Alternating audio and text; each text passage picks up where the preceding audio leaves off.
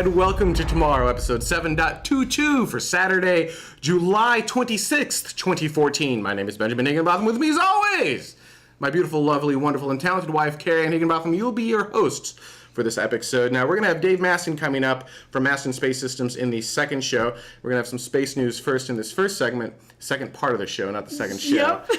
Like, how many shows are we doing today, We're doing Ben? about 5 shows. Okay. It's going to be awesome. That's great. But before we get started, I want to give a huge shout out to the patrons of Tomorrow who have helped make this specific segment of this show go. These are the people who have contributed at least $10 to this specific episode. Once again, this list is getting longer. Huge thank you to absolutely everyone. We've reached our next Patreon goal. We're really starting to get up there, and it's going to be exciting with some of the things that we're able to do. We are a crowd-funded show, so every single dollar helps. All right, let's go ahead and get started with some space news. First up, this is just awesome. Yeah. SpaceX is looking to make rockets recoverable. So you launch it up into space, you recover as much of the rocket as you can instead of throwing the whole thing into the ocean, hopefully radically reducing the cost of spaceflight. Well, what you're about to see is a first stage of a Falcon 9 coming back down over the ocean, extending its landing legs, and then plopping into the ocean gracefully. Here, check this out. I don't think there's any sound with this. I like how you said plopping gracefully. Because plop. Like, so I'll make engine noises. You got. And so these are the. Thank you. That's what it actually sounds like, though. Sure, I don't know. I'm not with the stage when it's coming back down. So these are the engines relighting as it comes back down. So it's engines first coming down. So amazing. Yeah. So you can see as the little thing says, ice is now forming on the lens, which is a bit of a bummer. It will kind of ice and soot. I don't think they wanted to say soot because it is a RP1. And then if you watch really carefully through all the soot and gook, you can actually see 2 of the 4 landing legs extend kind of in this next section. So we've got the center engine burning, and then in a moment, do it, there we go, boom! Bam. 2 of the 4 legs extend. And now what it's going to do is it's going to basically, you can see it actually, there's the engine kind of going right over the ocean. The ocean is then going to help put out the engine. The whole vehicle is going to topple over onto its side. And that's bad for rockets when they topple in the ocean. Generally not designed to do that. Although the solid rocket boosters of the space shuttle, they could topple. They could go in and go whack. If you're interested in seeing something else that went up to space and got recovered like that, the solid segments of the space shuttle did something similar. But they had parachutes and they would come back down. And they had cameras mounted on the side. And you can actually hit YouTube and watch that. Somebody in the chat room says that the legs look a bit floppy. And then somebody else responds with, actually, it was just the first stage screaming out, woohoo! So that is a really cool video, and then one of the next steps necessary to get a reusable first stage for Falcon. And they're getting a little bit further and further along. Hopefully sometime soon they'll be able to do that on land, which would be even more dramatic. One way or another, it will be even more dramatic.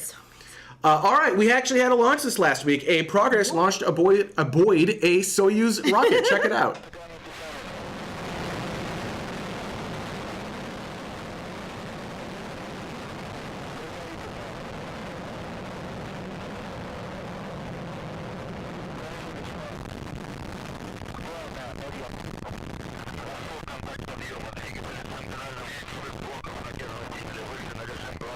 Part of me loves that these engines are so powerful that they basically, the sensor on these CMOS cameras goes berserk due to all of the vibration.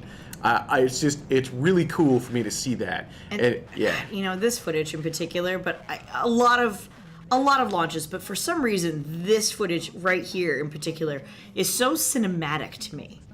There's something, like, you get a little bit of the color from the flame, and you just, I don't know, it's so beautiful. So this launched Wednesday, July 23rd at 21:44 Universal Time from the Baikonur Cosmodrome in Kazakhstan. This was a Progress vehicle. It was the M24M.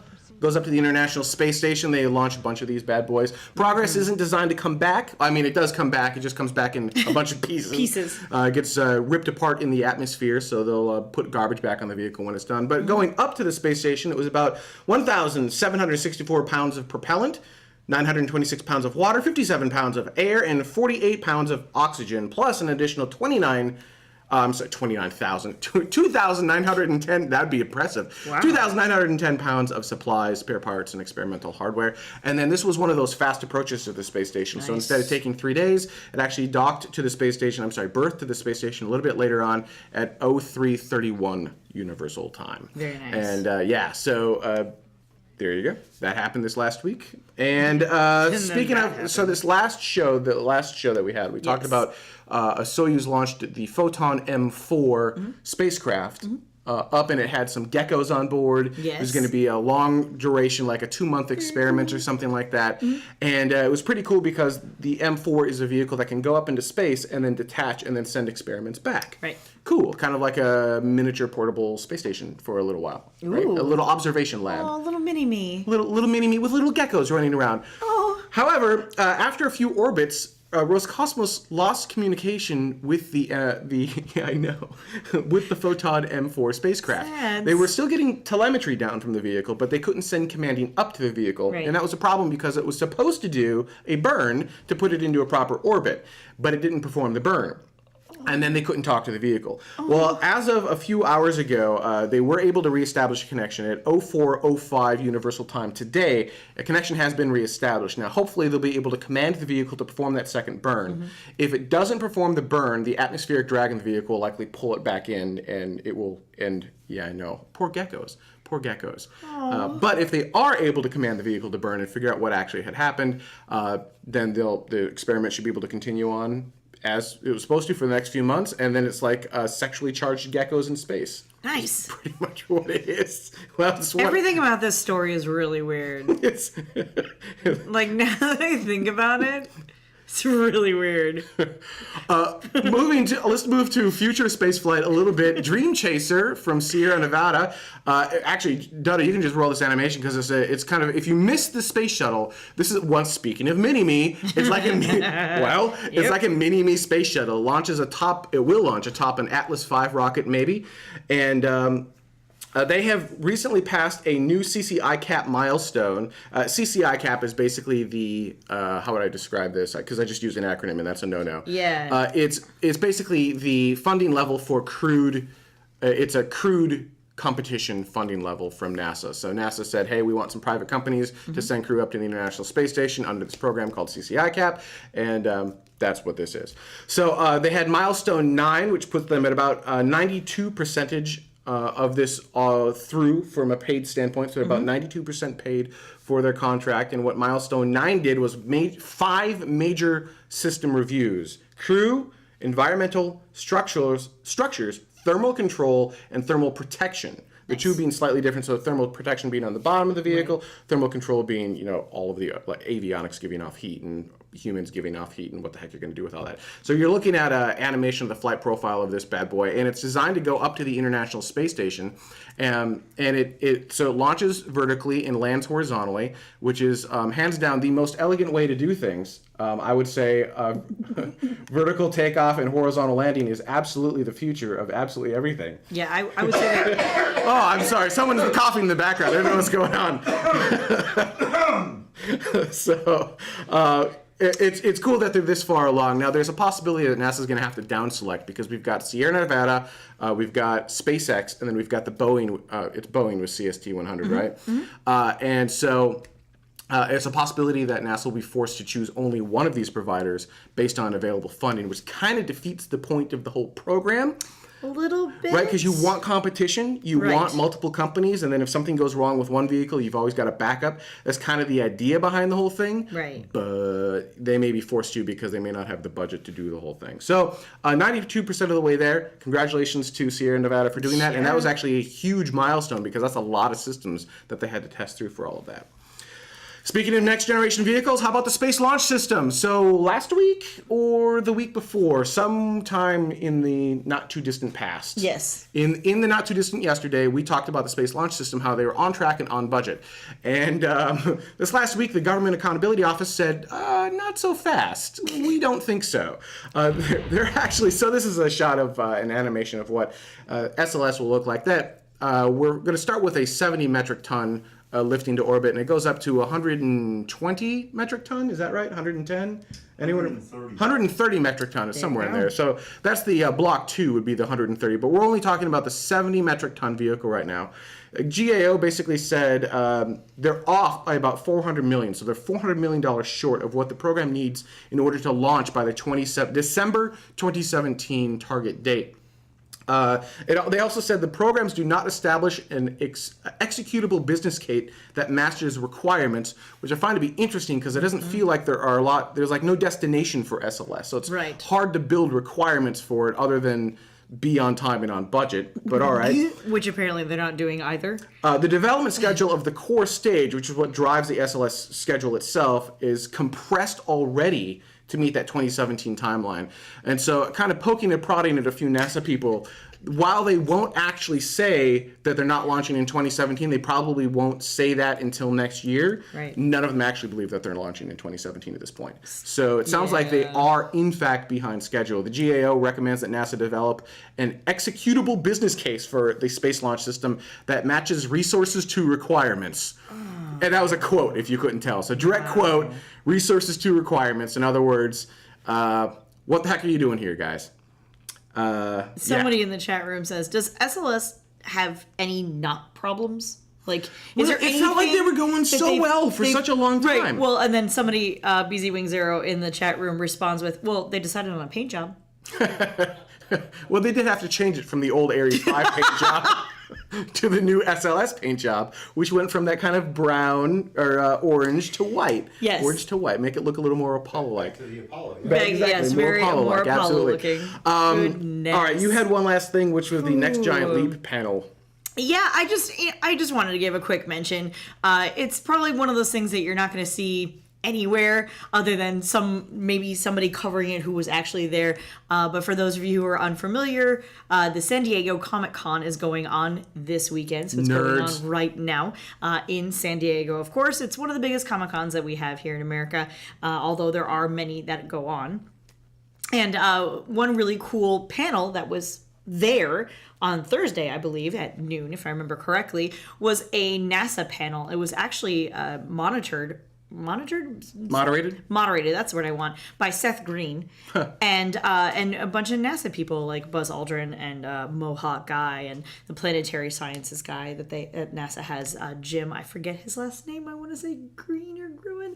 Anyway, but I just thought that was really cool that something like that, I think, if you go back 10 years even, 5 years, 3 years, 2 years, right? You wouldn't expect to see a NASA panel about real science being at something like a Comic-Con. Yeah, and I think what's happening is people are starting to get excited about space again because we kind of became bored with it in the shuttle era because it became, just whatever it was, and it was unachievable to mere mortals, right? And it was fairly reliable at the time. I mean, arguably, but fairly reliable, and it just kept happening, and people didn't see what the benefit was. Right. Now you have SpaceX's of the world, you have the Masten space systems of the world, you used to have the Armadillo Aerospaces of the world, you've got X-Core, you've got Virgin Galactic, and suddenly you can start to see it kind of trickling into something that can impact you, and suddenly you care a lot about it more, and it kind of is at your forefront a little bit more, and I think it's easier for people to relate to now. Yeah, I just thought it was really cool.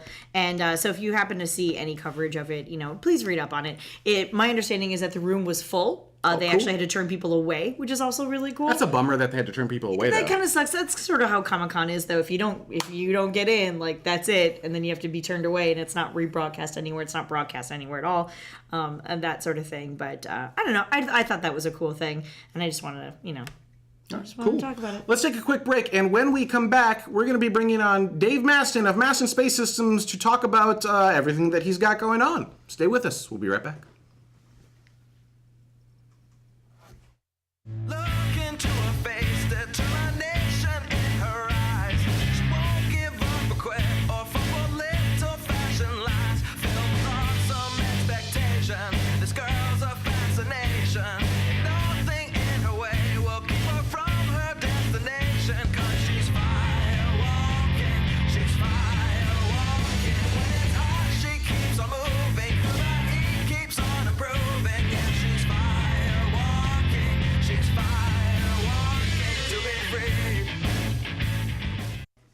And welcome back to Tomorrow. Now, before we get started talking to Sir Dave Masten, I'd like to thank all the patrons of Tomorrow who have helped to make this specific segment of Tomorrow happen. These are all the patrons who have contributed at least $5 to this specific episode. And if you'd like more information on how you can help make these episodes happen week after week, go to patreon.com/TMRO. Now, I'd like to welcome Dave Masten to our set. It's been a while since you were here. You were actually here when we were directly to your left, not that anyone can tell, using like webcams and just like whatever we could hobble together. So it's been a little while since you've been on. Yeah. So welcome back first off, and for anyone who's new, could you describe who Masten Space Systems is for us? So Masten Space Systems is a little company I started over 10 years ago now. Oh, wow. To develop reusable rockets to lower the cost of access to space and provide transportation services throughout the solar system. We've been working on this for 10 years now. We've developed I don't know how many generations of engines. And we are now flying our 4th reusable launch vehicle. So Is that the one that you're using for DARPA? Or is that a different? No. DARPA is a design and development contract. All right, so let's talk about your 4th vehicle first, which is what? It is called Zero B, and it is actually the direct descendant of our former Zero. May she rest in peace. But it's basically a simple suborbital vehicle, tests out the ability to go supersonic and control itself in flight with aerodynamic control surfaces, not just the rocket engine gimbaling. Because we got to turn off the rocket engine at some point and fly through the air. So that is going to happen. Is this also doing the autonomous landing as well? Yes. We're So still doing autonomous landing. And that's yes. kind of a big deal. I don't think many others are really doing that. Could you describe what you're doing with autonomous landing and what that even means? Going back to the earlier comments about horizontal landing and all that garbage. just to poke at you. Yeah, so we're actually landing vertically. I mean, it's come in, pretend my Mountain Dew can is a rocket. I wish Pepsi would sponsor us and make it. Pepsi, here's an idea. Come in and land vertically and land on a dime, basically. We land regularly within less than an inch. Oh, wow. Where we're targeting. So now our current problem is, of course, we land with less than an inch, but we have a little bit of bounce in our landing gear. So we end up 6 inches away from where we Imperial units, really, Dave? Imperial units? I can use any units you want to use, but most people understand the Imperial units better than the SI units. Yes, we are. Our navigation is capable of remaining within 2 centimeters. But it's not just pinpointing your landing, which is important, especially if you're trying to bring something large. Like you look at Falcon 9, that's a big, huge gas tank with lots of very hazardous materials on them. You've got fuel and oxidizer still in mass on that vehicle. If it comes down and it's way off, that's bad. That would be true of your vehicles as well. So, nominally, I mean, smaller. Our vehicles are smaller, but the pinpoint landing gives us some advantages in that you can say, hey, you are going to land on this flat concrete pad instead of landing on the brush in the desert But that's where your autonomous stuff is cool, because if it goes, actually, that's not a flat concrete pad, your vehicle can make real-time decisions without the ground. Yes. And we did some press releases. I'm not sure it really came out in the press release very well. We did some recent flights for Astrobotic, one of the JLXP teams, and we actually flew an algorithm on board that said if Astrobotic was picking a landing site based on what it's doing. I mean, it's the test. It's saying, hey, scan the ground. Where is a safe place to land? That's where we want to land. We actually were also running an algorithm to keep our vehicle safe, saying, we know what the good landing spots are. And then we have a guidance algorithm saying, okay, if I accept where Astrobotic's device told us to go, can I generate a trajectory to get to that point in real time while I'm screaming through the air, about ready to hit the ground? Can I suddenly adjust my trajectory, calculate a new trajectory and touch down on that point. Can you translate that same technology to somewhere like Mars, right? Because you look. Yes. Let's use Apollo 11 as an example, right? So that it's actually, we did our own implementation of stuff we tested for JPL, which is very similar, and JPL is testing that out for Mars. It's the idea of, hey, we're coming in. You know, when you're at Mars, when you're coming into Mars, you don't have a GPS system, and so they start taking pictures. They start doing the terrain relative navigation. And again, it's just like with Astrobotic, all of these groups are doing pretty much the same thing. Okay, where are we in reality? You know, our IMU is going to give us one answer. We're going to take a picture of the ground, and we match the picture of the ground to the pictures that we've got in memory, and we're going to make some adjustments and take out the error. But we're still going to have some error, right? And so then, based on that, create a new trajectory in real time. You know, every previous mission, trajectory generation is something you did back on Earth years in advance. And if you're off even by a little bit. And then, yeah, and don't you dare be off by a little bit. Well, actually, you can be off by a little bit because you just had to make sure that your trajectory could be off by a little bit, and you'd still be okay. So that actually... But that creates huge landing ellipses, and now you have to choose... Like Curiosity, right? It had to land in this huge flat area and then drive for, what was it, a year? It had to drive for like a better part of a year. Driving, yeah, exactly. Yeah, to get to its actual site that it wanted to be at. With your software, in theory, on paper, it'd be able to go, okay, well, actually, we can get much closer to the landing site because we narrow that down to a much smaller range and we can make real-time decisions. Yes. So, yeah, with our software, with JPL, with Astrobotic, we're all working on very similar stuff. And, yeah, it's all down to, yeah, we can pretty much just choose where we want to land. And if it's in a crater or, you know, in a ravine, we can do that. Yeah, I brought up Apollo 11 as an example because they had that problem, right? So they went to land, and Neil Armstrong noticed, oh, we can't land where they said we were going to land. But in that situation, they had a human that could take control. But if you're sending robots to Mars, there is no human that could take control because the latency between Earth and Mars is at minimum, what, 7 minutes, 9 minutes? Yes. At its closest. Yeah. And it gets longer from there. So by that time, you've already gone through your entry, descent, and landing phase, and you've made a crater. 7 minutes of terror. Yeah. It's 7 minutes for a number of reasons, including the physics of communication. But yeah, we can just, you know, basically we can take out any errors. We can see in real time what's going on, and you know, make that slight adjustment to land someplace safe. So that's what you've got today. What about in the future? We briefly touched on DARPA. What's going on with the DARPA award? DARPA is probably our big opportunity here. This is something that we've been wanting to do for a very long time, actually. It's a much larger vehicle than what we've done in the past. How much larger? So our existing vehicles, I think our tallest vehicle with everything stacked up is 15 or 16 foot tall. The vehicle we proposed for the DARPA program is around 70 foot tall. Wow, so a lot larger. So much larger. It's about the same size as a modern fighter jet, an F-15 or an F-22, something like that. Tipped up. But yeah, tip it up. Yes, it has wings. Actually, we prefer to call them fins. Fins. Maybe fins. Yeah, big fins. But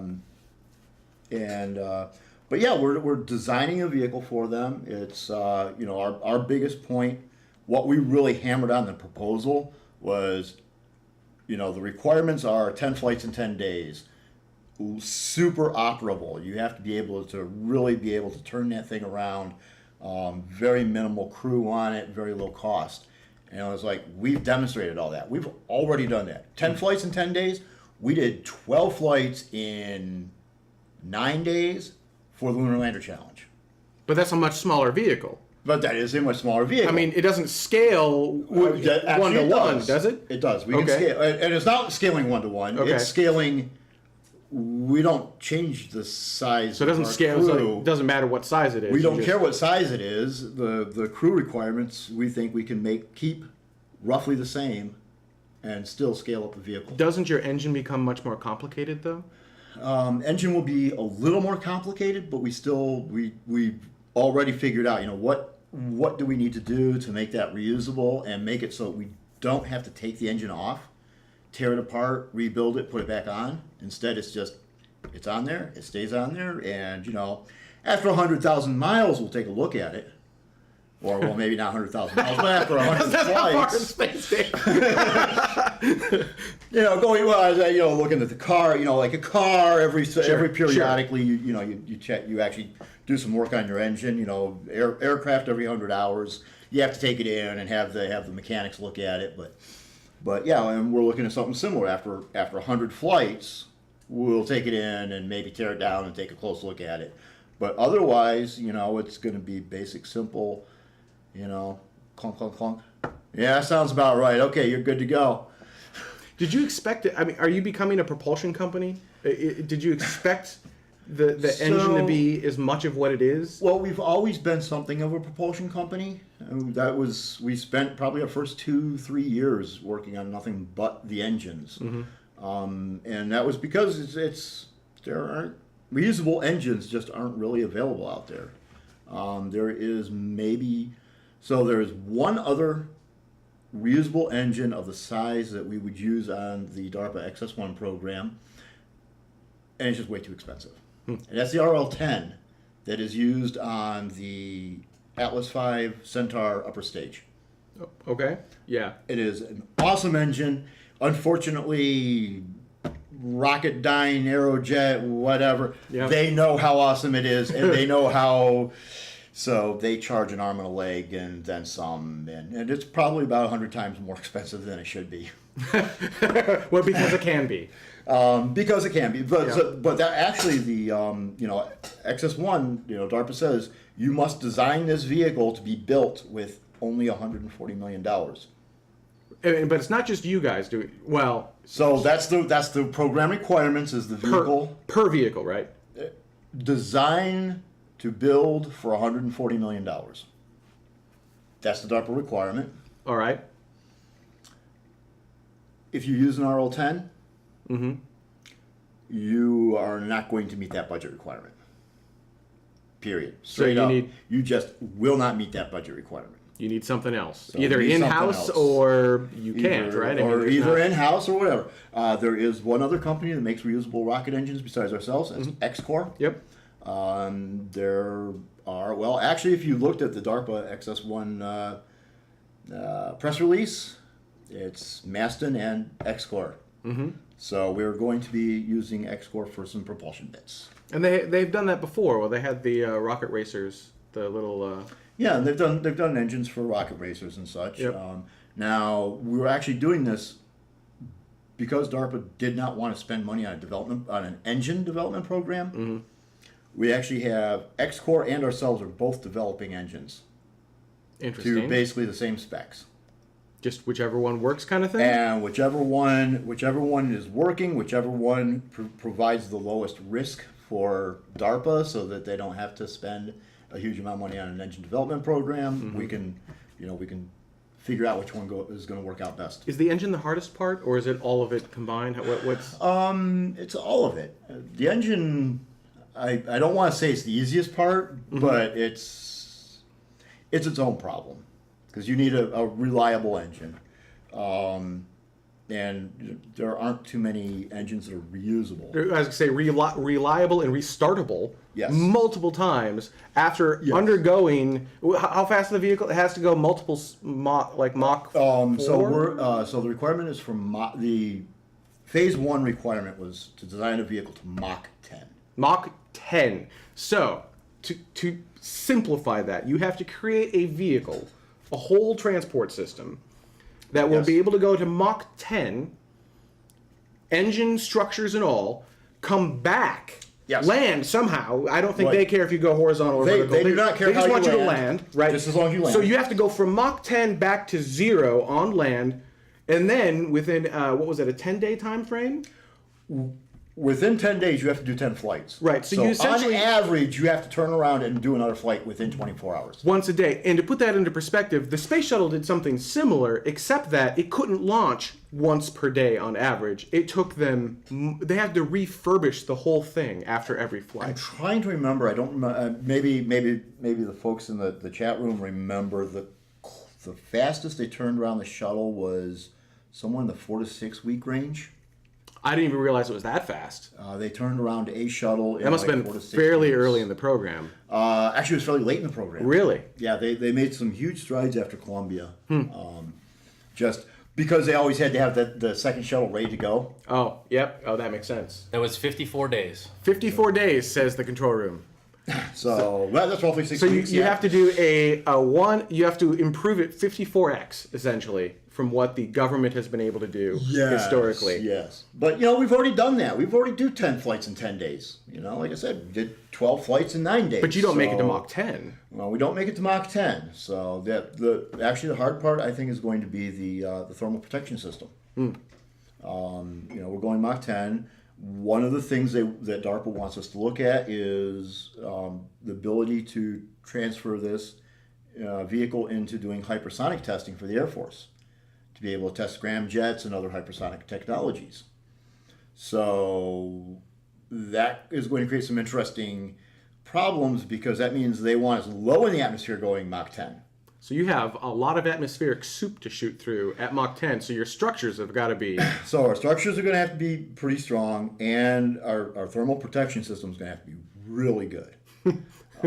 It's the hypersonic scramjet case that is a really hard thing for... It makes the shuttle's thermal protection system look like, that's easy. Just, go throw some carbon on it and you're done. It's not a problem. It's not an issue compared to what you can do. In all fairness, though, shuttle was made and designed essentially in the late 60s and 70s. I hope we have progressed a little bit since then. We've progressed quite a bit, but still, that is actually, the thermal protection system was one of the toughest parts of developing the shuttle. Thermal protection system has always been a very hard, difficult thing, and this hypersonic testbed work is just that much harder. It's much more difficult. So, there's plenty of room in what DARPA's looking for, that we might have some, we can move stuff around and make things. There's a lot of trade-offs, and that's really what we're doing for DARPA right now is figuring out all the trade-offs to how do we get them everything they want, and make it work. And like I said, the thing we emphasize most for them is, we already have the operations. We already have all we have to do is figure out how to do this, the rest of it. And we actually have, the press releases that have come out so far, I don't think any one of them has ever stated, that just about every one of us, the prime contractors were selected, we all have large teams behind us. We're a small company, but we still have a large team behind us. We've got Lawrence Livermore National Labs providing some supercomputer capabilities and some analysis capabilities that no one else has in the world. So you get to play with supercomputers? I get to play with at least 2 of the largest supercomputers in the world. Oh, you poor thing. Oh, I'm so disappointed. It's terrible. It's horrible. You need to set up at least like 10 minutes of extra time just to mine bitcoins for a while or something like that. It's just... Ooh. I know, right? So, I'm sorry. Continuing on. You've got huge... So we have an organization, Materials Research and Development, little company in Pennsylvania that specializes in doing thermal protection systems. And hot structures and stuff like that. So they're helping us with thermal protection systems work that we need to do. We've already mentioned X-Core is helping us with some engine technologies. And then we've got a group doing program management, so we can actually work with the government, because you're working with the government, you got to have certain things in place, and you got to obey certain laws and regulations. Lots of paperwork. And there's a whole bunch of paperwork that, thankfully, we've got another company to do.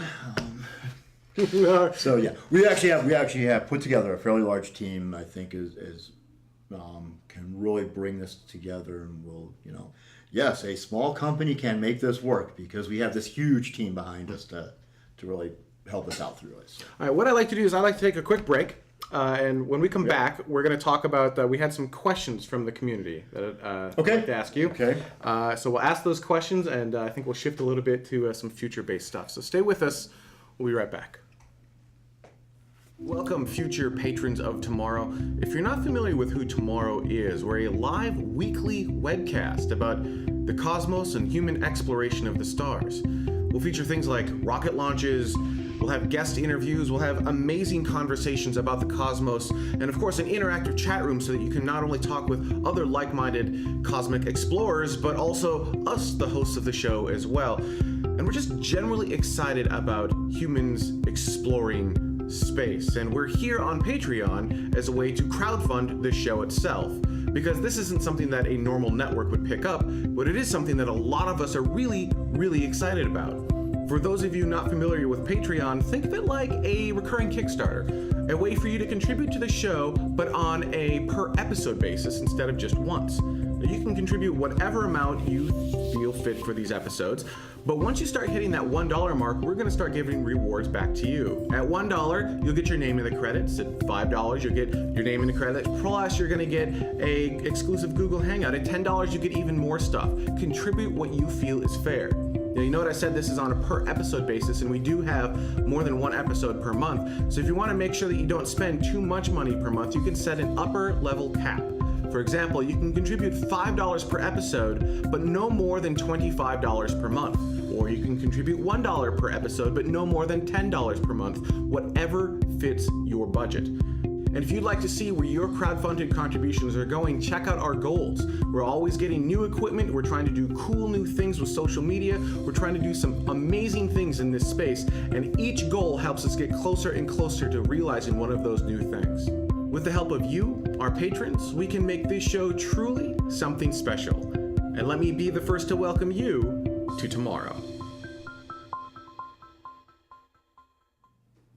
And welcome back to Tomorrow. I'd like to give a huge thank you to all the patrons of Tomorrow who have helped to make this segment of Tomorrow happen. These are the people who've contributed at least $3 or more to this specific episode. That's the Patron Plus community members, I think is what we call those guys. So anyone who's contributed $3 or more to this specific episode for this segment, helped make it go. So a huge thank you to everyone. You can learn more about that at patreon.com/TMRO. We are a crowdfunded show, and every single dollar helps. We're still here with Dave Masten of Masten, the CTO of Masten Space Systems.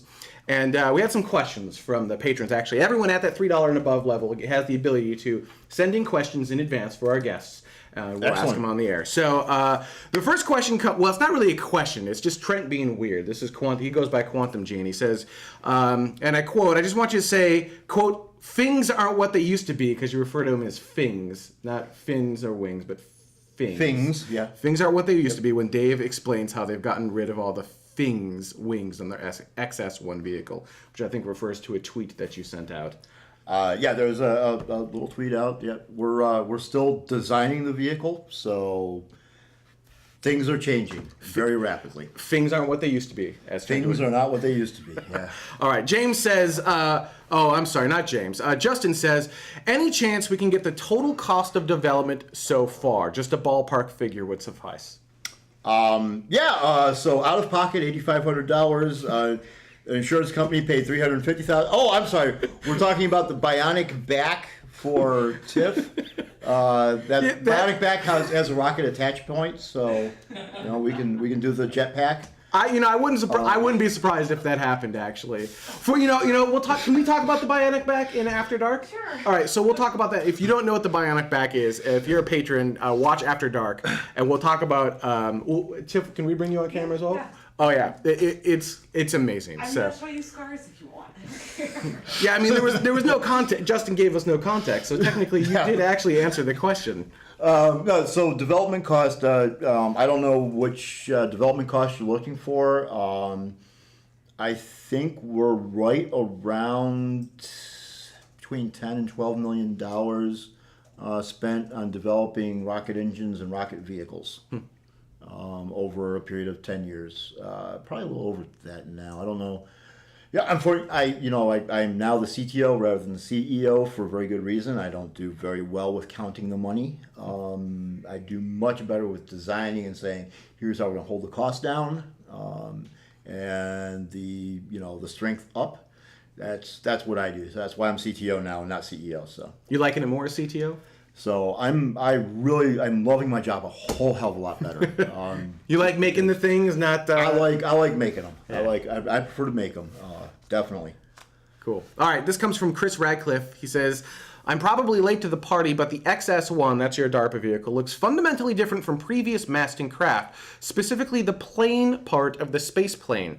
Does Masten plan to bring in a new people or partner with another company for that aspect of Zephyr?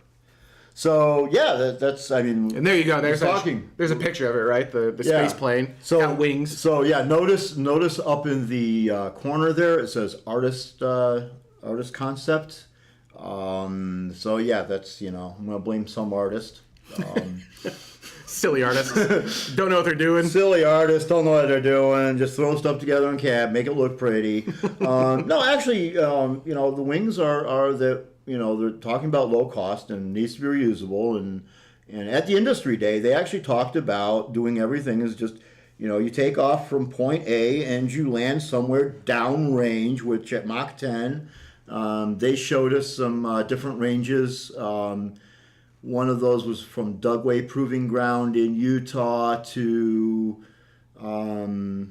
where was it? I don't even recall where they flew to, but it actually overflew a couple major cities and landed maybe 1,000 miles downrange.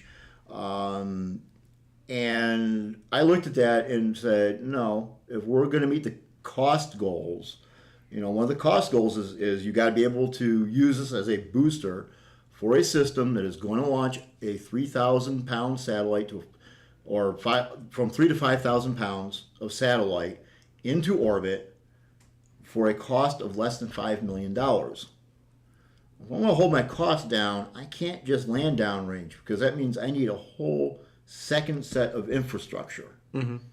I need launchers, I need people, I need a whole second crew of people to deal with it. I'm not just flying once, I'm actually flying twice because once I get downrange, I have to come back uprange to get ready for the next one. So this all adds up, and all of a sudden you're expensive again. Mm-hmm. So we want to return to the launch site. Well, you have to get back to the launch site somehow. So a little extra lift over.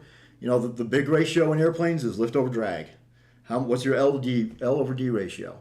The space shuttle is a brick at 4.5 on approach to landing. Falling brick with wings. Yeah, typical airliner is in the teens. You can get you get into gliders and sailplanes, and you're looking at 30 plus. So we need something. My estimate for Falcon 9er is going to be it's going to have a lift to drag ratio of around 1.5, maybe 2.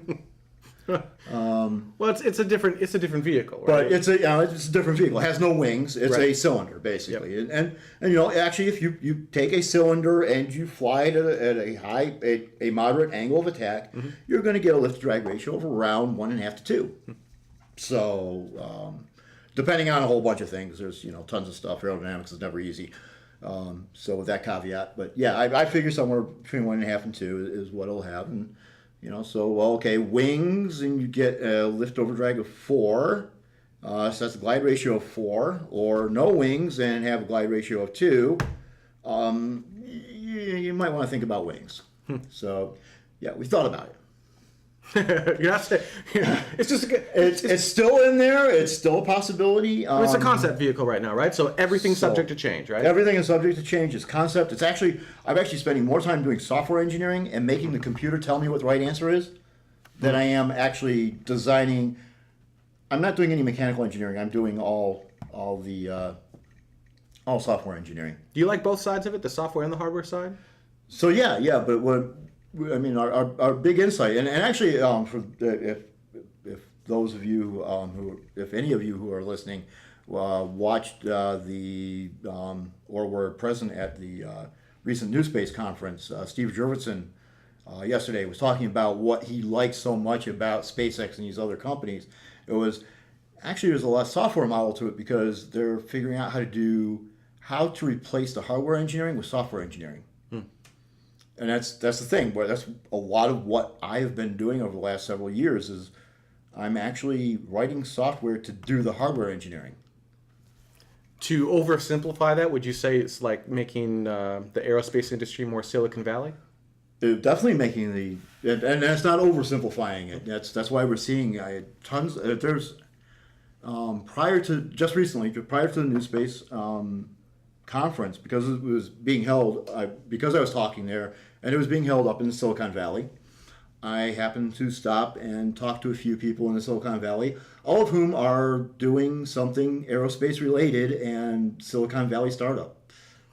So are we actually riffing off that for a moment? Is there a resurgence of aerospace now because you can do a lot of this in software? Is Silicon Valley grabbing onto this, going, we can? You look at Elon's other company, Tesla. He's like, we can do cars better, and so Silicon Valley took that and they made a better car. Yes, exactly. Arguably, right? Everyone's like, so is Silicon Valley going, aerospace? You were so stuck in the '60s. We can do this better.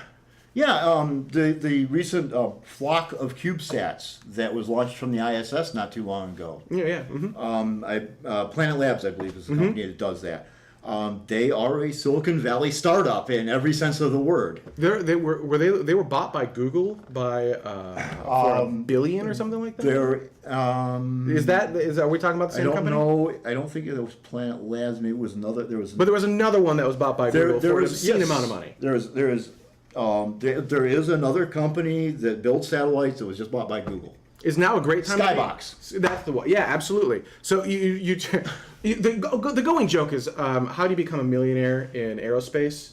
You start off a billionaire. Yes. Right. So is that still the case, or do you think the industry is fundamentally shifting? I think it's starting to shift. I mean, so once again, up in the Silicon Valley, I was talking to some investor types, and they're saying that they think that even though SpaceX is privately held, if they were to go public, they would be worth now, if they went public, somewhere in the multi-billion dollars. That they could raise billions of dollars by going public.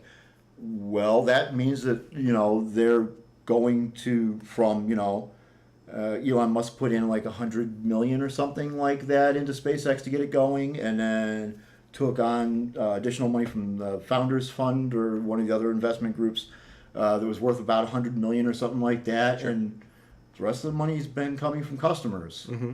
So yeah, that's not a bad rate of return. That's definitely not going from billionaire to millionaire. That's going from multimillionaire to billionaire. Mm-hmm. So not bad at all. So speaking of SpaceX, John Bernstead, another patron of Tomorrow, asked, did Masten work with SpaceX on its Grasshopper program? That's their reusable little jumping thing that goes up and down. Falcon 9er would be returning to pads instead of landing in the sea if they had been working with us. Oh, snap. So the answer is no. No, you've not worked. So, yeah, the answer is no. I wish they would have called me, at least called me and given me a chance. Can they still call you? Is there still something you can offer? Absolutely. If they want to call us and find out what we're doing, we're happy to talk. Especially if they're bringing a check to the table. Well, that's the thing with aerospace, right? It's all about, well, I think assume with any company, but with aerospace, hardware costs are expensive, and what you're doing is complicated, and that costs money. So, money funneling into this industry is a good thing. Yes. And with the Silicon Valley kind of mentality startup, is that just putting more money into the global industry and kind of all ships are rising with it, or is it just shifting the money around to another area? That's going to be a tough question to answer because so many times you start seeing stuff starting to boom. Yep. And then you find out that actually it was just everybody shuffling money back and forth between each other. Yep. Rather than actually creating value and bringing money in. Mm-hmm. But I think we're seeing some actual creation of value and starting to actually get money to come in from other places. Well, that's good. That's good. That's great for the industry. That is excellent for the industry. For one thing, we actually, SpaceX now has on their launch manifest and is actually launching commercial satellites where that money would not have been coming into the United States at all. We've been going to Ariane space, most likely. It would, Ariane space or going to Russia, for a Dnepr or a Soyuz launch vehicle. And instead, those satellites are starting to come back to the United States. That's money coming back into the United States industrial base. Well, it used to be that way, right? It used to be that the United States was the de facto launcher for everything, and then essentially ULA happened. I'm not. So actually, it was before ULA happened. It was called ITAR. Oh, is it really? Was it really ITAR that did it? It was really ITAR. But if it was ITAR that did it, we still have ITAR. ITAR hasn't gone away. It's been reformed a little bit, but not a lot. So that was sort of the straw that broke the camel's back. But there's a whole lot of other straws that needed to be fixed as well. So I mean, it's everything converged into commercial business went away from the United States. And now, Elon Musk is the Falcon 9 is bringing it back. So I'm not supposed to use acronyms. So ITAR is the International Trade of Arms Regulations. International Trafficking of Arms Regulations. Right, and that's basically there you go. It's no one likes it. It's just a colossally huge pain in the butt, and it makes pretty much anything you work on a weapon. And right, I mean, all your spacecraft. Everything in aerospace is a weapon. Right, so it has to be restricted. It's like restricted by the Department of Defense, and you can't talk about it. You can't take pictures of it. You can't. They make it really hard to work with people. We cannot. Yeah, we can't. I mean, we cannot talk to our GPS vendors. The only thing we can say is yes, we're using the GPS for aerospace purposes. That's it. If we have a problem with the GPS, we can't even ask any questions. Yeah. Hopefully it'll go away or at least be reformed sometime soon. So there's a lot of work going on for reformation, so that's a good thing. All right. So last question from the community. And I thought this was a really good one. I'd like to spend a little bit of time on it. And this comes from James Moore, also a patron of Tomorrow. He says, what should be the goal? The moon again first or Mars first? Are there resources to accomplish both? Should it be a business decision versus a government program? So basically he's saying, should we go to the moon? Should we go to Mars? Or should we do both? Okay, so the first question, should we go to the moon? Should we go to Mars? Yes, we should go to both. What the goal should be, I'm going to suggest we back up a little bit, and instead of saying, what should the goal be, we'll say, what should the process be to determine what the goal is? This is crazy. Somebody who hates process and just wants to build things is actually saying this, but we have a process for determining what the goal is. And that is, some senator on the science committee in the Senate, or whatever committee handles science in NASA, basically says, "I think this is going to be the goal," and they fight with the president, and the president fights back, and every 4 years or 8 years, everything changes up, and we're going to the moon. Wait, no. Now we're doing an asteroid. No, wait. No, 2 years left of the asteroid. Now we're going back to the moon. Yeah. So it's.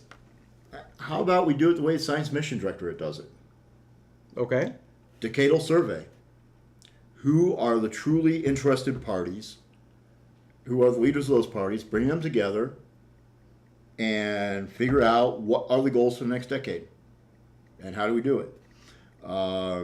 For human exploration, I would imagine that you have scientists, just like for the Science Mission Directorate's Decadal Survey, but then you're also going to have politicians, because let's face it, we've been using, ever since the announcement of Apollo, we have been using civil space, as a political tool to deal with international policy. So the Russian engines. We still are doing that. That is a major issue. It is also a major, potential really good thing as well as a bad thing. There are legitimate policy goals can be advanced through civil space. So therefore, you're going to have the policy wonks and the politicians, on this group figuring out the decadal survey, and also the business leaders. Elon Musk made it clear he wants to send 80,000 people or more or less to Mars and create a huge colony and start moving humanity off Earth. And I would love to go survey Elon Musk's retirement home. I don't want to be the pioneer. I'm not a pioneer. I'm an explorer. So I want to go there, survey his retirement home. I'm going to return back here and retire here, but on Earth. But that's okay if he wants to. Give him all the tools, and he can take his rockets and his 80,000 people, and they can go to Mars. And I'm going to keep rooting for him. Terraform the heck out of it. But at any rate, I mean, that's we've got myself and Elon at least are interested in how do we get to Mars? What maybe we should be inputting that into the decadal survey. Maybe we should be informing some opinion about what NASA's doing. So yeah, there you go. They've got scientists, politicians, and business leaders. Talking together and working out and doing things in a decadal survey fashion. And maybe that's how they should, NASA should choose where to go next. And then along those lines, NASA's strategy might be thinking more in terms of how do we just generate a whole bunch of capabilities so that whatever the decadal survey says, we're ready to go. So you're saying maybe NASA doesn't build the rockets, they build the infrastructure? They build the roads to Mars? Maybe they develop the technologies. Maybe they do some technology development work, more of a NACA model rather than the Apollo model. So NACA being the agency before NASA. That's so again, the getting rid of the acronyms here, that would be, I don't remember what NACA stood for, do you? I don't. I'm going to look that up really quick. National Air Civil, the C is civil, I believe. I'm not going to be able to find it. Oh, wait. National Advisory Committee for Aeronautics, NACA. Okay, there we go. And it was prior to NASA. It was Yes. before NASA was formed. NACA basically molded into NASA. Yes. Yeah. But it was an excellent organization. It was really advanced aeronautics, tremendously. And basically, industry said, "Hey, we need a wing that can do this," and NACA guys would work on it and. Okay, here's what a wing profile that will do that it looks like. Huge database of airfoils and all sorts of really good stuff for aeronautics came out of NACA. A lot of good research, and NASA should be doing that as well, and NASA should be leading the exploration part as well. Going out to the solar system. Hey, NASA has a role in leading that exploration. Doing the things that don't make business sense today, but advance the country and humanity as a whole. Yeah, exactly. Yeah. Exactly. It's the seriously advanced technologies that I, as a business person, cannot put my money into yet. And bring it a little bit closer to the point where, oh, hey, I can see some use for that technology now. I know what to do with it now. I can take that risk. Can we get there though? Do you think that's even possible? I mean, we've got NASA. NASA's a political tool at this point, just inside the U.S., right? I mean, it's a jobs program for a lot of senators. Yeah, it is. Well, I'm not faulting NASA. I'm just saying that welfare for aerospace. Yeah, that's a great way to put it. I hate to say it, but that's what we're seeing right now. I mean, that's. Can we get out of that though? Can we break from those shackles? One way or another, yes. We may not like how it goes about it. I mean, we may end up without an NASA at all. I don't feel like that's good though. I mean, I don't think that's good because that means that Elon and myself and actually the folks at ULA are all going to be stuck footing our own bill, taking risks that maybe the market really doesn't want us to take, but we're going to go ahead and take anyway because, Elon will do whatever he wants to do. Well, he has the means to do it at this point. And he has the means to do it. I don't have all the means to do it, but you should talk to some of my the rest of my management team who occasionally complain that I'm not manageable. So, an interesting takeaway, because we in the space industry sometimes get so caught up on, NASA's the big enemy, or ULA's the big enemy, or new space is the big enemy. But at the end of the day, we all need each other, it sounds like. We need a NASA, and we do kind of need all of these companies to work together, and entities to work together, if we do want to advance out into the stars. Yeah. I mean, I've done some interesting studies on advancing some exploration, figuring out, okay, hey, we can actually do this for a much lower cost. It doesn't have to be billions of dollars to, for example, send humans back to the moon. Now, some of those studies I've done were, hey, I need an Atlas V, I need a Falcon Heavy, I need some technologies that that my company has been developing. I need some technologies that I know exist at JPL and at Johnson Space Center. And I know that we can bring all the. We actually have a name for it. It's called Zeus. With an X. With an X, X-E-U-S. I believe I talked about it on this show the last time I was on. And that required NASA, it required ULA, it required SpaceX, and we were actively talking to everybody. I don't think we actually were talking to SpaceX at that point. I don't think we have talked to SpaceX about it, but everybody else we have all had in the same room and we're on telecons on a regular basis for a long time, figuring out how do we make this work. And I would love to get that going again, because it was right at the end. We said, hey, it would be really nice if we had a Falcon Heavy to support this. Going to one other part of that question, which at the end, basically it was, should we do the moon or Mars? And you had mentioned before the show, almost neither. You should do it all. And don't stop there. And you had a very good phrase, and I don't remember what it was. It was like explore the galaxy or...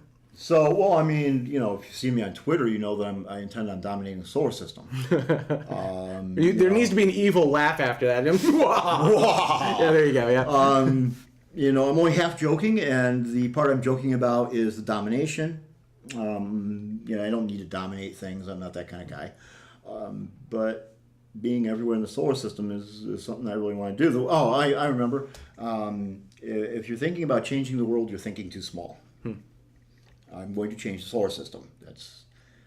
We need to be going not only to moon, not only to Mars, but what about floating colonies on Venus?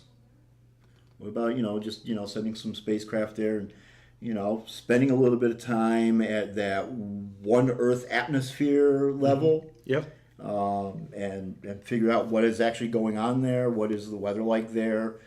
Can we build large blimp cities?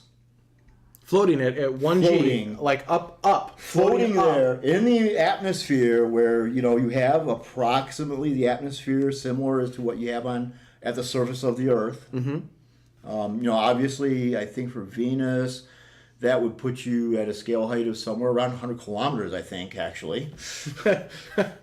So you're in space on Venus, where the atmosphere is the right density for humans. Well, it solves a lot of things. It makes it, in some regards, it's easier than Mars. Other than the floating, like keeping it up at 100 kilometers, so your pressure is correct. Actually, it makes everything so much easier because your pressure is correct. You have a ton of volatiles just floating around you. All the volatiles that you need. Mm-hmm. The temperatures are actually fairly reasonable at that altitude. What's fairly reasonable? I don't recall what the actual temperatures are, but they're not the 900 degrees Fahrenheit. Because the surface of Venus, for those who don't know, is unreasonable. There's only been one successful craft there from Russia. I don't remember its name. Do you remember? I don't recall it. I don't either. I'm sure the chat room would tell me in a moment. And it landed, and it worked for like 10 minutes. Yeah, I was going to say, just a few minutes. It worked for like 10 minutes, and then it was just destroyed by the planet. And that's all we've ever been able to do with Venus. Yeah, but at about 100 kilometers up, it's a very different thing. Yeah, very different. What I like to keep sort of the mnemonic is 900 at 900 on the surface of Venus. 900 degrees Fahrenheit. At 900 psi. Okay. That's the surface? That's the surface atmospheric conditions. Venera. Right? Venera. Okay, Venera, yeah. Mm-hmm. That was the probe that Russia sent. Actually, was Venera the Russian probe? Hang on.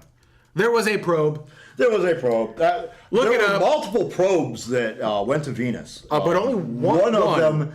Only one of them sent any information back from the surface.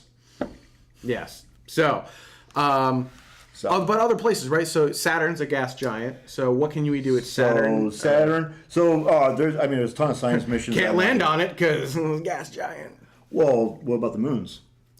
Touche. Right. The science missions. I am eager for the next decadal survey for the Science Mission Directorate to see which moons they say are the most important to get to. We have Enceladus, we have Titan, we have going to Europa. Jovian or Europa. Are all there's some little bit of infighting amongst the science community about which moons are most worthwhile to go to. So we as a space community need to get to a point where it's not Moon or Mars first, but where it's where are we going next?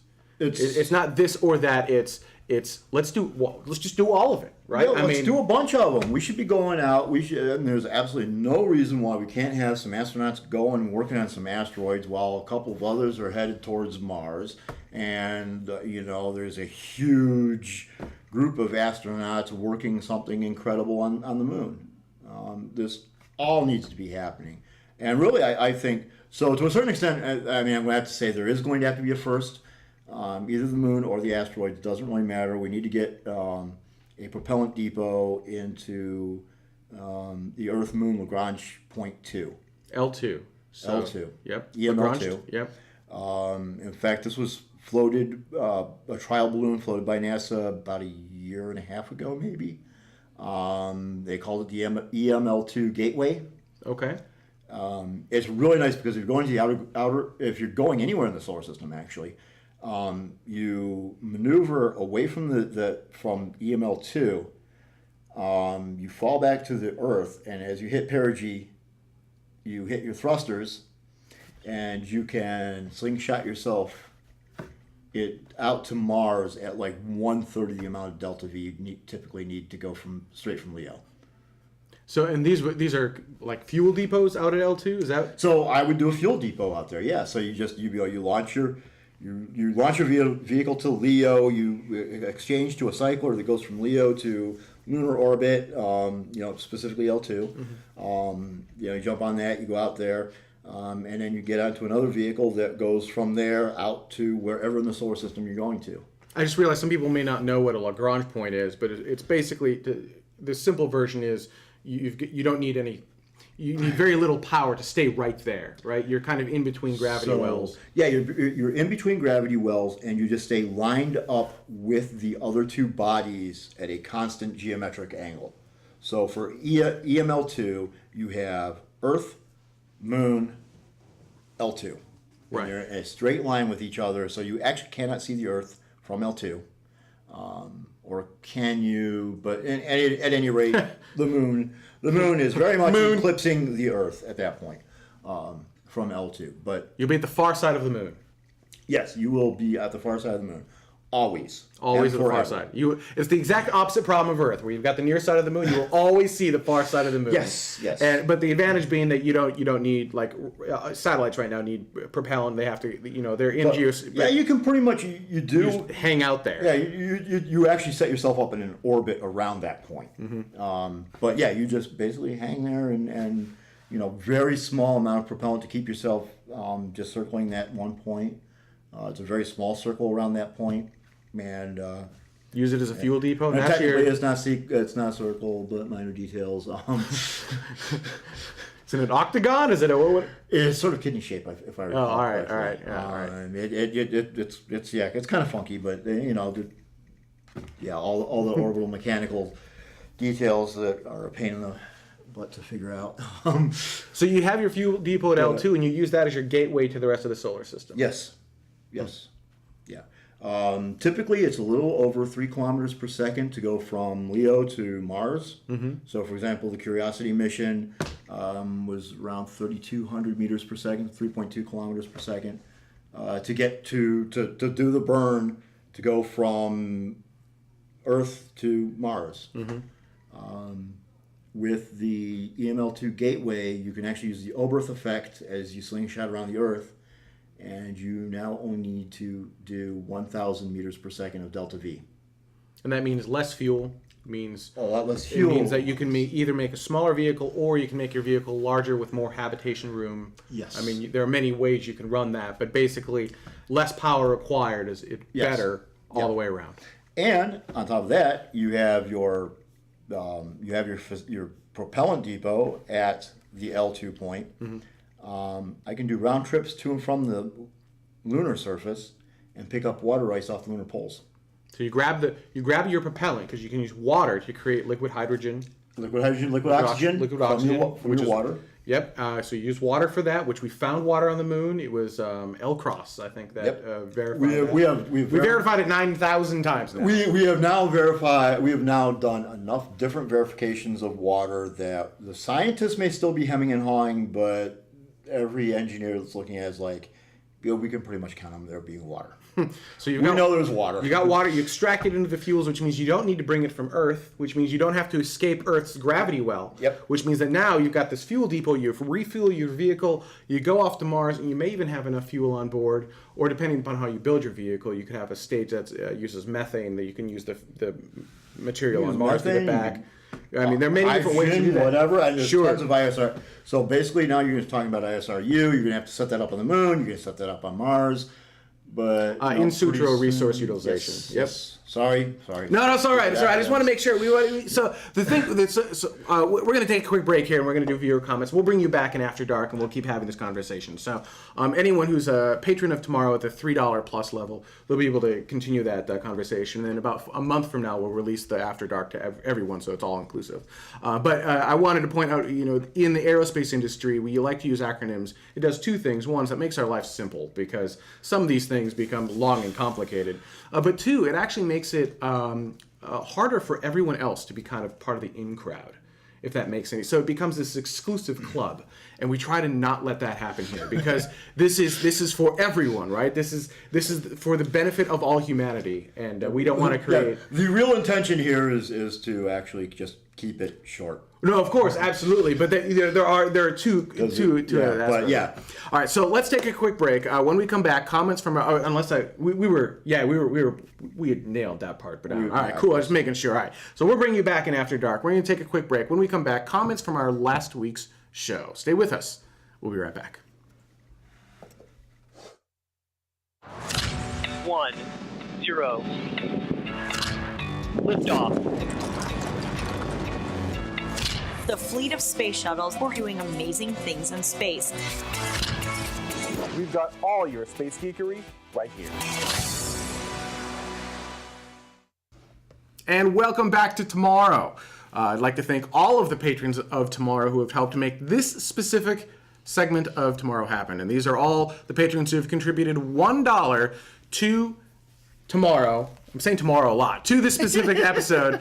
And you can learn more information on that at patreon.com/TMRO. That's right, even $1 gets your name in the show. Well, right? yeah. How cool is that? Get your name in the show, and it helps us a great deal. We are almost completely crowdfunded. There is some ad revenue, but there's actually a Patreon goal that removes the ad revenue, so it's just an ad-free show. I continue to be amazed at how incredible the crowdfunding community is, and how much we're able to do, how much more we're able to do with crowdfunding than we were ever able to do with advertising revenue. And a huge thank you to everyone who contributes to the show week after week. More information on that at patreon.com/TMRO. All right, let's do some of our questions from our last show. Our first one actually comes from Patreon. This is from Cole Palmer, who says, easy for me to say. Easy for you to say. Jeez. Cole asks, what are the white puffs that look like whales' blowhole coming out of the side of the rocket at liftoff? So in order to get thrust on a rocket, you strap two whales to either side. Yeah, that's what those big things are on the side. On the side. They're called solid. No, solid whale boosters. The fuel, solid whale boosters. The fuels on the vehicle are cryogenically cooled. They're super freaking cold. They boil off at like negative 150 degrees, right? So we've put these really cold fuels in the vehicle, liquid oxygen on that particular vehicle. And what's happening is it's slowly warming up and turning to a gaseous form. And as it turns to gas, it's expanding, creating additional pressure, which you don't want. And so those are pressure relief valves. And so you're seeing the gas, the gas form of the liquid oxygen is gaseous oxygen, shoot out the side of the vehicle. That's normal. It's designed to do that. It's so that the pressure doesn't go too high. It's So the rocket's not smoking, it's not on fire. No, and what's interesting is the amount of moisture in the air will also dictate how much of that you're able to see. So the more moisture in the air, it's going to look like it's happening a lot more. And we saw that in Vandenberg. Same vehicle, but it just looked like it was just like gushing, right? Just gushing liquid oxygen, like it was leaking it or something. No, it just so happened there was so much moisture in the air. It was such a weird, like in the air or not in the air, I forgot which way it goes. But it was such a perfect like atmospheric condition, you can just see all of it. And at the Cape, depending upon the season, you'll see more or less of it, again, depending upon the atmospheric conditions. So there you go. There you go. That's what happened there. All other vehicles do that too. Space Shuttle did that, but usually they pull it away from, because the Space Shuttle uses liquid hydrogen. Well, that boils off to gaseous hydrogen. That makes big bada boom when it comes in contact with fire. So they wanted to move it away from the vehicle as much as they could. So oxygen is, oxygen. Yeah, hydrogen. So, all right. Oh, yeah. I see what you're saying. All right, this one comes from Random Finn. From the TMRO.tv. Says, I feel I must correct a bit on what Neil deGrasse Tyson was saying about private entities in space exploration. What Neil was frothing about was about frontiers. Frontiers with unknown dangers, risks, and costs. Yeah, so, okay, I get that. Basically, this is in comment to my saying I don't agree with Neil deGrasse Tyson saying that, using the Columbus example, because it was private sailors and private ships and all that other fun jazz. And it was, the Crown certainly did help. It's not like the Crown did nothing. They did help. Obviously. But what I'm saying is that it's kind of a combination of both, and that's exactly what we're seeing here today, right? You look at COTS, the contracts from NASA, the government entity paying these private companies to do it. You look at CCICAP, which we talked about earlier, which is sending humans into space. It's similar. It doesn't. The Crown themselves did not send out their own military and their own private government agents to do this. It was private entities that did it on the government's dime, and that's exactly what's happening today. Right. And he wants NASA to do it, but it's not. I don't feel like that's NASA's role. It can be, as long as we go to the stars, whatever, but it's not, if you were to parallel it to today, it's exactly what's happening today, just not with NASA. And so we're in a really great position, not a bad position, in my humble opinion. Now, there was more to that comment, so if you go to TMRO.tv, TMRO.tv, click on last week's episode, it was hashtag Apollo 45, you can read the whole comment. He had a lot more to say than just that. It was a good comment. I just don't think that parallel that Dr. Neil deGrasse Tyson makes is fair. That's fair. All right. This one's from Nick, also on the Tomorrow.tv website. Nick Cullen says, I cannot recommend enough for anyone interested in the history of Apollo and the missions to the moon, the HBO miniseries, quote, From the Earth to the Moon. Executive produced by Tom Hanks. It really highlights some of the human elements along with the technical achievements. It was produced shortly after the movie Apollo 13 was done and to go together like peanut butter and jelly. Totally, 150% agree. Yep. After you get done watching Apollo 13, which is a great movie, I love that movie. You need to go back and watch From the Earth to the Moon, which is that HBO miniseries, and Tom Hanks walking in those like weird column things. Yeah. young Tom Hanks. Young Tom Hanks walking between the weird column thing, and ending all of his monologues from the Earth to the Moon. Yeah, it is a little bit. At least those monologue parts are a little bit dated. Obviously, the Apollo part is dated and word heavy, but and it's really great for those of you who have a really sharp eye for character actors. Oh yes. Because you go back and you're watching some of like, those oh episodes, that's so and so, and that's so and so. Tell some great stories. But though. yeah, some really what are exactly as he's saying, really great human elements to and technical achievements in those stories. This one comes from Moon Miner, also on the Tomorrow website. No, actually, that's from Reddit, according to your notes. This one's from you're totally right. This is from /r/TMRO. I saw TMRO and I just said. I know. Yep. And you just thought it was you. Moon Miner says, Boosh. You can't pronounce anything not American. Don't worry too much. We still love you. And Moon Miner, I will say very quickly. It's true, I can't. There's a lot of American words he can't say either. Oh, totally true. I can't pronounce most things. I don't know why. So we're not trying to exclude our are out of the I'm equally US. bad at English as I am other languages. Yeah. So there you go. I don't know why. I just get tongue-tied, and sometimes I just get excited and speak too quickly. Well, and the best part is that Oh, do it, Dada. You want to say something? I'm Dutta because he can't pronounce Tim. Yeah, that's not true. it's very close to true. It's close. very, very close to true.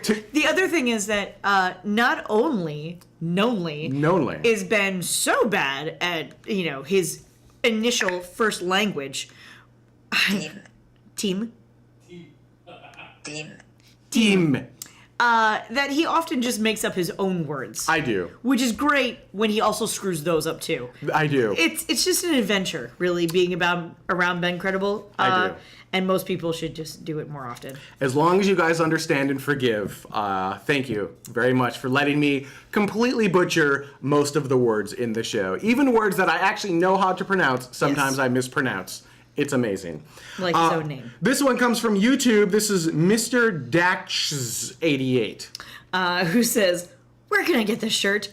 Please tell me. Do you guys sell merchandise?" We do not sell merchandise yet. I've always thought it would actually be a good idea to open a Tomorrow store because I think we have a really cool logo and I like how the whole font's coming together. And my plan is to do that once we finalize the Tomorrow logo. It's not finalized yet. You'll notice every week it tweaks and changes a little bit. Nobody notices. We haven't. Okay, I noticed. We haven't quite figured it out yet. Once it's locked down, we'll probably sell some Tomorrow-based merchandise, cool Yeah. mugs and stuff, and then we'll also. Hopefully work with some people to get some of those really cool shirts. Did I wear Serenity last week? What did I wear? No, actually, it was the mashup of The Office and Star Wars. Oh, yes. So it was Admiral Akbar. It's at a trap! At his desk, poor thing, with his stapler in Jell-O. So generally speaking, if you ask where the shirt was, someone in the comments, they're all like Redbubble, Woot shirt, Woot, Woot shirt, I mean, and Ripped Apparel. Ripped Apparel. Is another popular Those one. are the three big ones that you'll be able to find most of our shirts, both of us, most of our shirts. This one comes from SpaceX. That's shop.spacex.com. All right, this one comes from Callisto. 8413, also on YouTube. Yay. I wonder if Chinese's goal of getting putting a colony on the moon is for good reasons or bad. P.S. When you were doing your ad in the middle of the show, YouTube was displaying a Victoria's Secrets ad at the same time. That was planned. Hilarious. So I feel like anyone always feels like their intentions are good. Right? You don't Sure. go, you know what? We're going to do nefarious things on the moon. So saying good intentions or bad intentions, it depends Right. on what side of that particular coin you're sitting on. So if you're Right. coming from a Western civilization standpoint, I have a hard time understanding what military high ground that actually gives you other than a national pride. Lasers. Right? Well, even then, I'll build a mirror. Lasers. So, Yeah, I don't know either. I don't know either. But yeah, no, exactly as you're saying. From the standpoint of the Chinese saying that we're going to put a colony on the moon and it's going to be awesome for us and we're going to do all these cool things up there and it's going to be way awesomer than anybody else's colony that maybe appears on the moon after us. And that's all going to sound great to the Chinese. And, any other country might go, I don't know if I trust the Chinese. And it just sort of depends, right? So yeah, one side of the coin says, no, we're doing this for us and it's going to be super cool and it's going to be awesome and we're going to be first and it's going to be great. And the other side of the coin is, holy crap, who's doing what now? Who, what now? what's this? What's happening? What's going on here? Yeah, so it just sort of depends. Ali E asks from YouTube, is that a Surface Pro? No, it's a bear. Bear. What's the bear's name? Ursa. Ursa. What's this bear's name? That one's Ursa, the other one's Bernie. Bernie. Ursa? Bernie. Ursa. Ursa? Bernie. Ursa.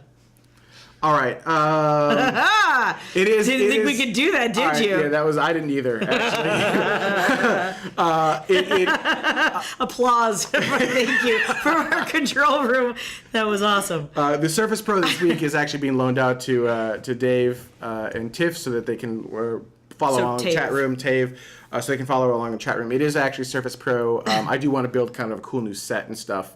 And I'm thinking Surface Pros instead of the MacBooks. They actually look sleeker on set and they work a little bit better. But we have other things to buy too. So this one comes from Untied Music Studio, also known as Vax Headroom from YouTube. He says, For the curious and or those with an insane amount of time on their hands, there's an Apollo Lunar Surface Journal.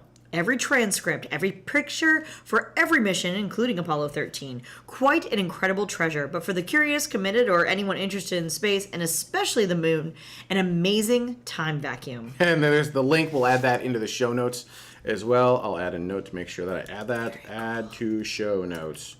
There you go. So you can just click on a link because I know that was too hard to copy down in that amount of time. Yeah. I totally agree. Thank you, Vax. Just a great place if you want to just suck in more information, pictures, and cool lunar stuff. Right. And the final comment from our show this last week is Bobbert for him on YouTube says, I really like Ben's idea of a launch show. thank you, Bobbert. You are a brilliant person. After all, the media generates a lot of hoopla over things of less importance, such as a red carpet appearance or an award show nomination. Surely, as much razzle-dazzle should be generated for a rocket launch as there is over a football parade or a royal birth announcement. I think it'd be fun to have the live audience down at the launch site, like Kennedy Space Center or whatever it is, have that kind of permanent place to put those things. And then kind of make it into almost a sporting event, right? Yeah. Kind of having the scores, the countdown timer as to, when you're going to launch, some of the information on the vehicle, the altitude, the whatever information you can supplement with it, and kind of you're rooting for your rocket almost. Right. The difference is in a sporting event you've got two competing teams. This time we're all just cheering for the rocket. Right. You're either cheering for the rocket or against the rocket, right? Either you want the rocket to succeed or you want it to not succeed, and you want to see a big bada boom. Yeah. Hopefully everyone's cheering for the rocket or the spacecraft or whatever it is. It doesn't have to be a rocket. I think that'd be really cool. I think that'd be a lot of fun, and I think that could actually gain quite a bit of momentum. And I think it can be crowdfunded. I just don't know how much it would cost. I don't know where to put it. There are a lot of these things. So I'll throw this challenge out. If you guys think it's a good idea too, maybe not just crowdfunding it, but crowdsourcing the good fundamental legwork on it. Right. We can use Tomorrow as a platform to kind of help build it out and whatever. But if someone wants to help say, okay, I'll figure out the real estate side of it. Right. I'll figure out the building, whatever side of it. Or Right. I'll figure out someone else doing maybe the permits and then someone else doing the costs. We can use the show as a platform to help launch a crowd campaign for that and actually maybe build something. So, or if everyone thinks that it's not worth the time and effort and they'll just watch it on the launch provider's website and that'll be that, there's that too. Then the crowd has spoken and that's how that will go. So let me know. I'm Benjamin, BenJamin at TMRO.tv, or since it's a crowd effort, rather than leaving it directly to me, leave it as a comment on our website and YouTube, on Reddit, wherever you want to go. Actually, Reddit is a great place. Is the perfect place to put this stuff. So Reddit/r/TMRO for that information. All right, I'd like to thank everyone so much for watching this week. I know it was a long show, and it's about to get even longer. Dave Masten coming back for After Dark. If you're a Patron Plus subscriber, that's someone who's at the $3 or more level, watch the Patreon page, look in your email, make sure you get those updates from us. You're going to see the After Dark episode popping over there. If you're not a patron of Tomorrow, fret not. We will make the episode available to you in about a month from now. So thank you so much, everyone, so much for watching. So much. So much. So much. We'll see you next week.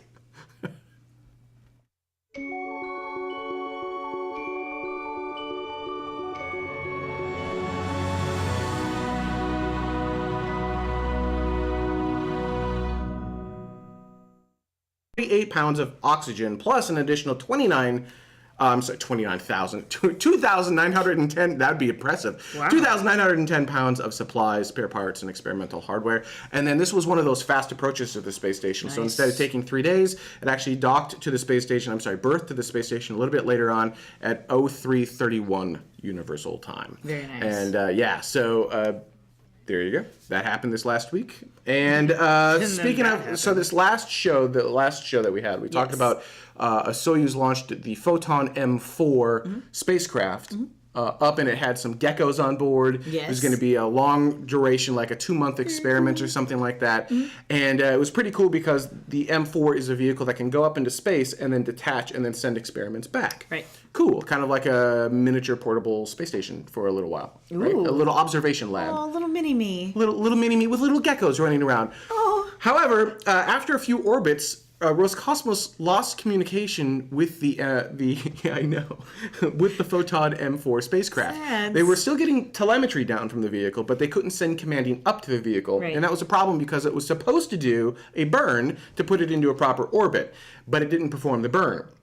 And then they couldn't talk to the vehicle. Well, as of a few hours ago, they were able to reestablish a connection at 04:05 Universal Time today. A connection has been reestablished. Now, hopefully, they'll be able to command the vehicle to perform that second burn. If it doesn't perform the burn, the atmospheric drag in the vehicle will likely pull it back in, and it will end. Yeah, I know. Poor geckos. Poor geckos. But if they are able to command the vehicle to burn and figure out what actually had happened, then the experiment should be able to continue on as it was supposed to for the next few months, and then it's like sexually charged geckos in space. Nice. Pretty much what it is. Well, it's Everything about this story is really weird. It's Like, now that I think about it, it's really weird. let's move to future space flight a little bit. Dream Chaser from Sierra Nevada. Actually, Dutta, you can just roll this animation because it's kind of, if you missed the space shuttle, this is once speaking of mini-me. It's like it's like a mini-me space shuttle. It will launch atop an Atlas V rocket maybe, and they have recently passed a new CCI cap milestone. CCI cap is basically the how would I describe this? Because I just used an acronym and that's a no-no. Yeah. It's basically the funding level for crewed. It's a crewed competition funding level from now.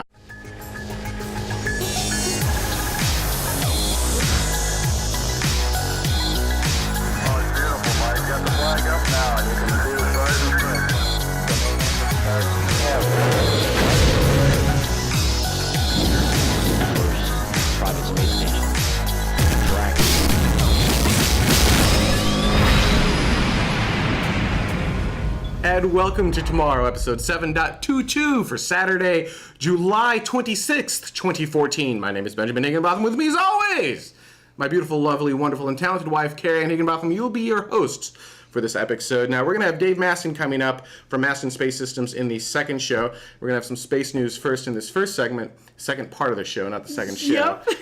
Like, how many shows are we doing today, We're doing Ben? about 5 shows. Okay. It's going to be awesome. That's great. But before we get started, I want to give a huge shout out to the patrons of Tomorrow who have helped make this specific segment of this show go. These are the people who have contributed at least $10 to this specific episode. Once again, this list is getting longer. Huge thank you to absolutely everyone. We've reached our next Patreon goal.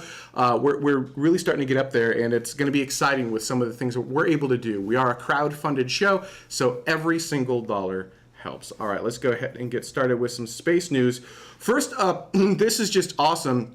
Yeah. SpaceX is looking to make rockets recoverable, so that you launch it up into space, you recover as much of the rocket as you can instead of throwing the whole thing into the ocean, hopefully radically reducing the cost of spaceflight. Well, what you're about to see is a first stage of a Falcon 9 coming back down over the ocean, extending its landing legs, and then plopping into the ocean gracefully. Here, check this out. I don't think there's any sound with this. I like how you said plopping gracefully. Because plop. Like So how that's a I'll thing. make engine noises. You got.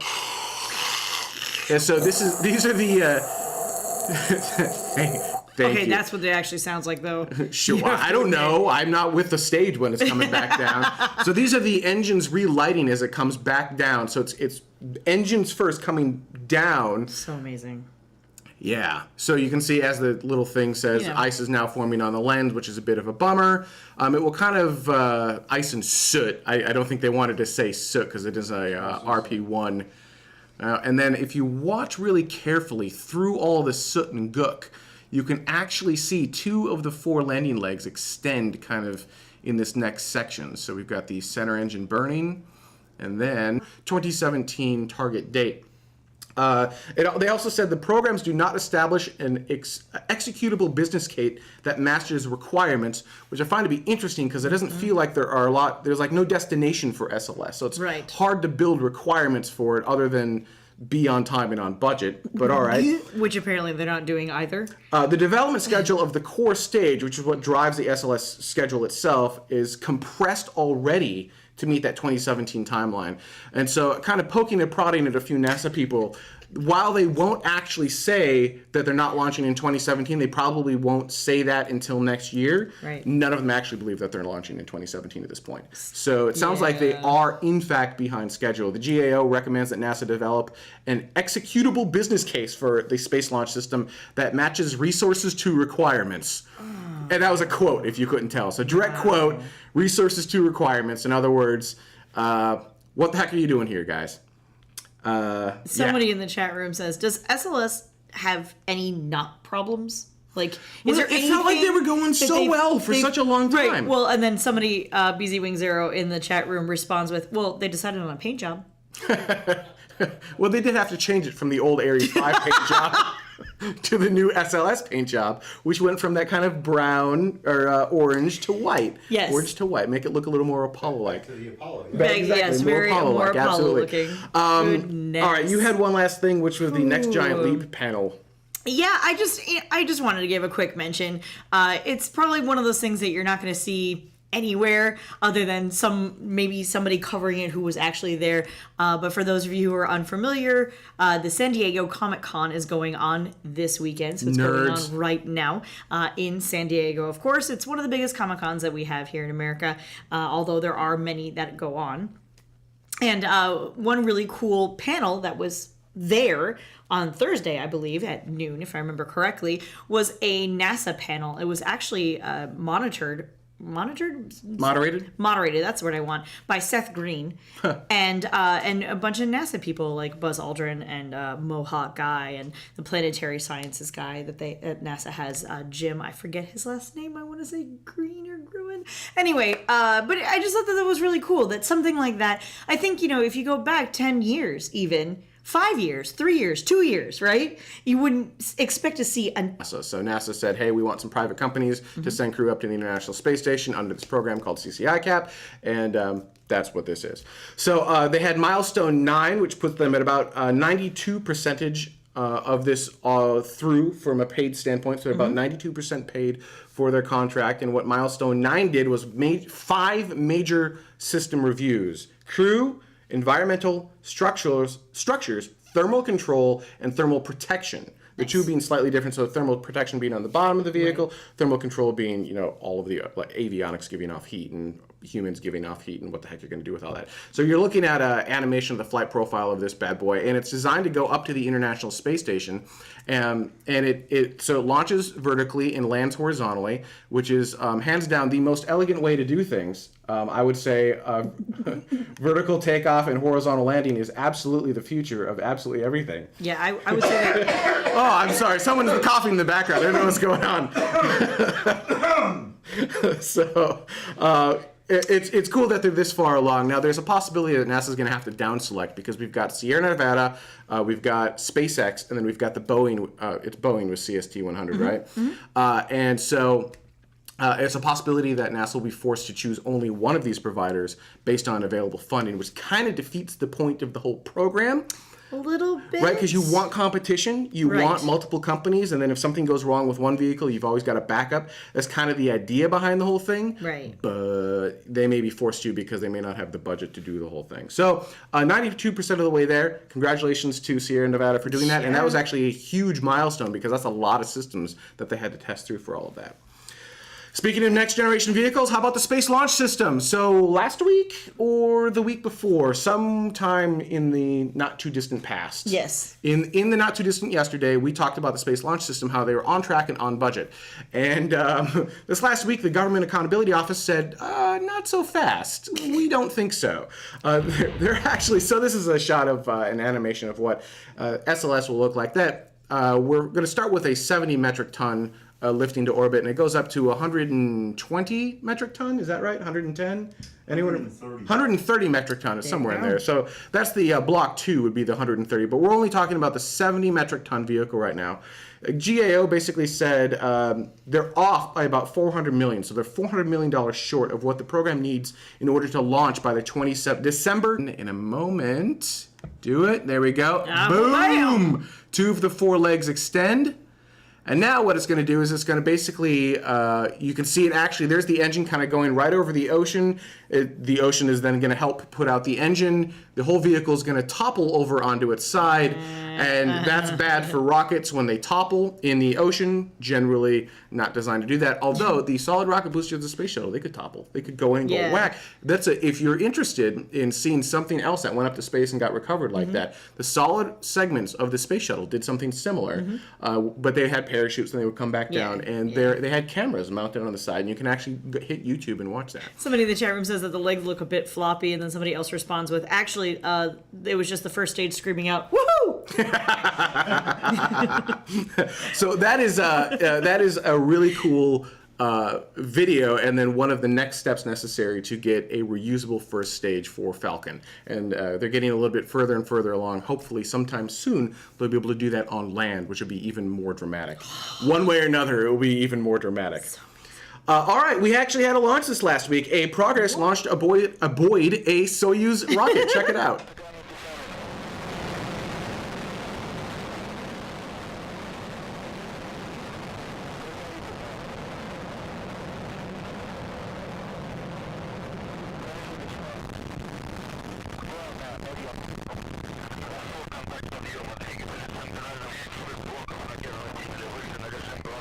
Part of me loves that these engines are so powerful that they basically, the sensor on these CMOS cameras goes berserk due to all of the vibration. It's really cool for me to see that. And you know, this footage in particular, but a lot of launches, but for some reason, this footage right here in particular is so cinematic to me.